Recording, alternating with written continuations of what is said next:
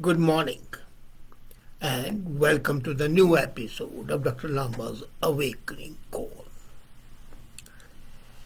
Canadian economy is stable but not optimistic. But the biggest concern is the job market. And when you hear the politicians, especially the ruling ones, say that the job market in Canada is healthy, then I'm skeptic. I'm doubtful. Because the reality is not what the government says or what the so-called experts say. The reality is much different. The pandemic changed how we work. But what we might not know is the damage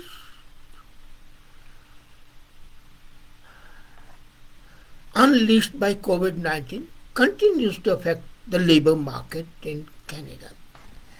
But the impression that the jobs are plenty is so overpowering that immigrants all over the world want to flock to Canada as if it's a heaven. And the money, the roads are paved with the dollars, you can go and pick them up. Jobs are available, you get so much per hour without considering what's the inflation rate. Now look at the job market. December's blockbuster job numbers in Canada came as a surprise to everyone. It was thought that the creation of 100,000 odd jobs, to be more precise, 400,000 jobs, they met the economists' expectations by a mile. And there was increased speculation that the Bank of Canada would have to hike its rate again, which it did. Purpose to cool the economy and decrease the inflation if possible. The unemployment rate fell to 5%, one of the lowest readings on the record. And the people were very happy that the unemployment rate is just 5%. And most of the people who are unemployed may be unemployable. Nothing can be farther from the truth. I fully agree that the employment is up more than 3% since the beginning of the pandemic. Working hours are up only 1.75%. So this is a contradiction, this is a dichotomy. If the employment rate is going up, then the working hours should also be going up in the same proportion. But the employment change is 3% and the working hour change is 1.7%. And that is, as per the CIBC economist Andrew Gretham and Karen Chornbio in the recent report. They say that the Bank of Canada should be careful about placing too much emphasis on the unemployment rate as it signposts of the excessive demand within the economy, and that's very telling. Neither the government nor the Bank of Canada are cognizant of the fact that they are lies, they are damn lies, and statistics. The health of the Canadian labour market in the coming year would be influenced by various factors, including the evolution of COVID and other respiratory illnesses that Canada is facing. What has actually changed is the perception, not the reality. What has changed is the hours that the people actually work are well below the pre-pandemic level because of the higher levels of absenteeism. Now the jobs are there. How the jobs are there? Because the people are absent, so casual jobs are created. Temporary jobs are created. but the permanent guy who is absent would come back any day. And these people who are replacements, temporary replacements, would again be on the roadside. Now, what's happening? Companies are getting less bang for their buck and few hours actually worked by the employees. So per employee per hour has reduced, and that is reduced along with the absenteeism. So how do you say that the job market has bettered? The permanent people are on leave, the temporary people have got the placement, but that is not a permanent cure. Now imagine it. Because of the COVID-19 situation, employed sick days increased last year, 2022. People were reporting sick. And what had happened was that the COVID and the other illnesses have re-emerged. The economists calculate, and that's not my calculation, this is by the reputed economists, and the calculation is that per employee 0.4 hours extra were lost in the fourth quarter of 2022. Per employee 0.4, 15 minutes per employee per hour. And this is when we compare it to the average between 2 years before COVID, that's 2017 to 2019. Now this huge loss at the national level, increased sick days, loss of working hours, and then the appointment of the temporary ad hoc people is actually what they say, they are lies, damn lies, and statistics. Now at the same time, another thing happened. One, that the diseases re-emerged, reducing the working hours. Then some workers have started using more of their vacation leave, though this has still not reached a pre-pandemic level, but then they are increasing their vacation. They have come to understand the uncertainty. And naturally they say, well, make hay while the sun shines.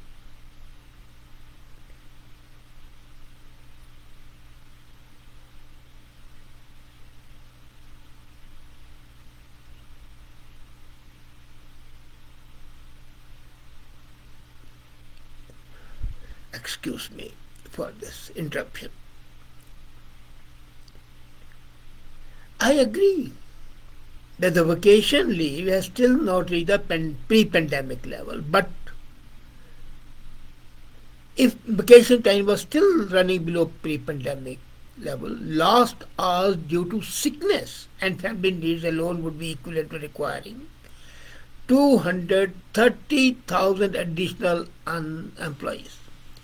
So this absenteeism, this sick leaves, this making hay while the sun shines, has created jobs worth 230,000. Now 230,000, in Indian way they will say 230,000 additional employees, are all ad hoc, temporary. When the people who have taken leave, come for the vacation leave, they come back and rejoin, all these 230,000 people would be on the roadside. So it's not a permanent employment. This is, as they say, the lies, damn lies, and statistics. This is the way to delude ourselves like an ostrich. It buries its head in the sand and thinks there is no danger. But the reality is the other way around.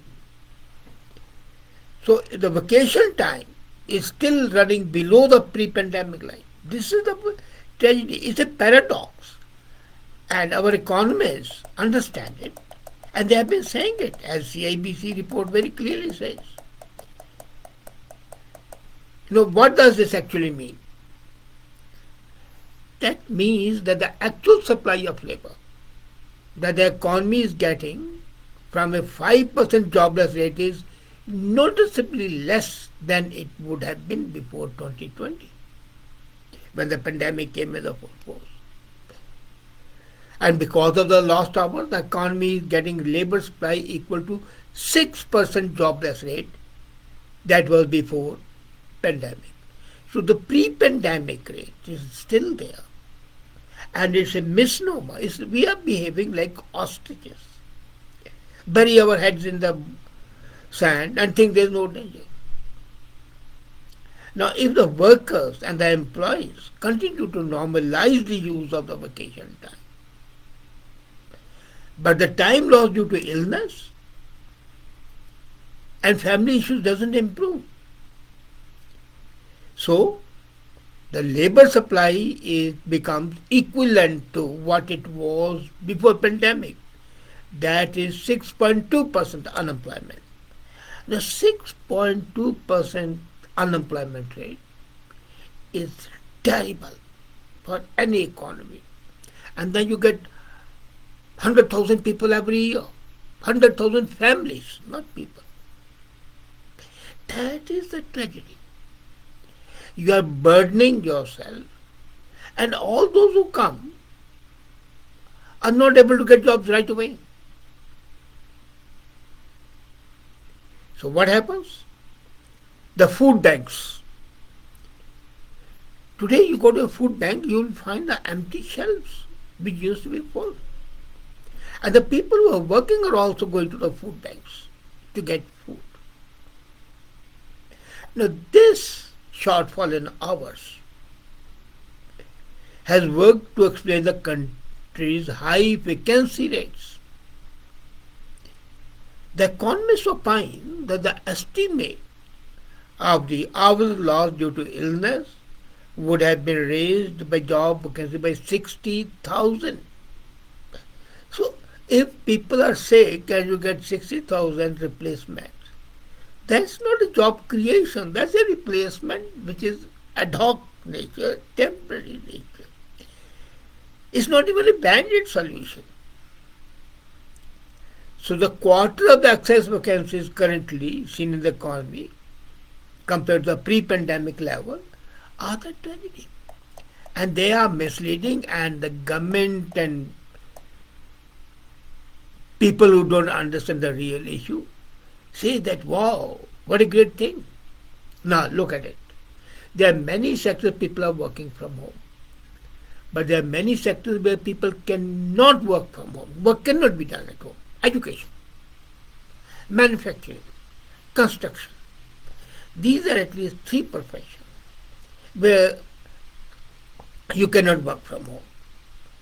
In education, face-to-face interaction is a must. But in manufacturing and construction, that is undeniably a prerequisite of a job. And they have been hit the hardest by this shortfall. We have seen education has seen the highest level of absenteeism now. And that's not the case with manufacturing, construction and mining. Now what happens? When the people fall sick, they are given paid sick leave. A result, higher wage cost. And according to the economists, the higher wage cost would be causing 0.5% to 9% from the time paid to the employees who are absent because of the sickness or the family matters. This extra burden is going to be havoc. Then what happens? When employers have to hire more staff to cover for those who are away, it further tightens the labor market and increases wages pressure. Now people are under impression that so we are fully employed. So let's have some more salary.